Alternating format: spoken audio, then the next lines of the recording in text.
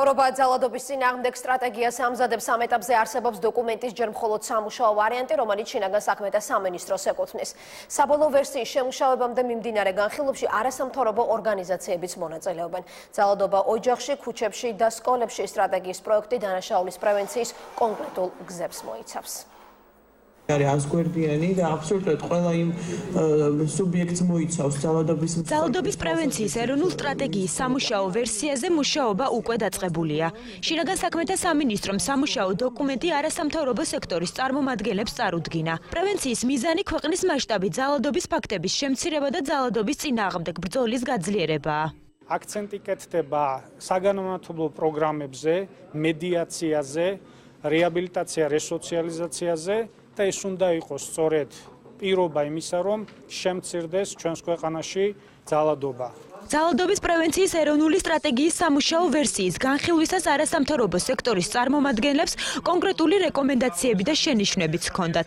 მათი მოთხოვნა პოლიციის და სოციალური მუშაკის როლის გაძლიერებაა.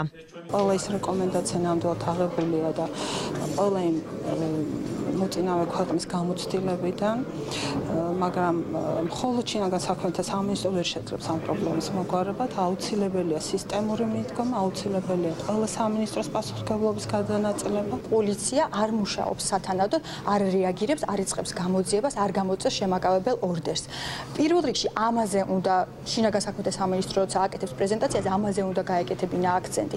მეორე მნიშვნელოვანი, ასე ვთქვათ, შენიშვნა არის ის, რომ სოციალური მუშაკის როლი არ არის გათვალისწინებული.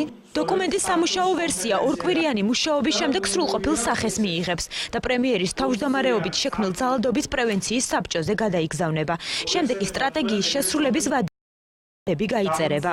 შენიშვნები უფრო რეკომენდაციის ხასიათის ჰქონდათ არასამთავრობო სექტორს. ბუნებრივია ეს 2 კვირის განმავლობაში ჩვენ ვაპირებთ უკვე სამუშაო ჯგუფურ შეხვედრებს ამ არასამთავრობო სექტორთან და ყველა ეს შენიშვნა, რომელიც მათ იქნება გათვალისწინებული, მიღებული. ეს დოკუმენტი მიიღებს სრულყოფილ სახეს. სკოლა, ქუჩა და ოჯახი ძალადობის ყველა ფორმის პრევენციასა და ბრძოლის გზებზე ეროვნული სტრატეგიის სამოქმედო გეგმა უახლოეს მომავალში შეიქმნება. მანამდე კი დისკუსიები სამოქალაქო საზოგადოების აქტიური ჩართულობით არის დაგეგმილი.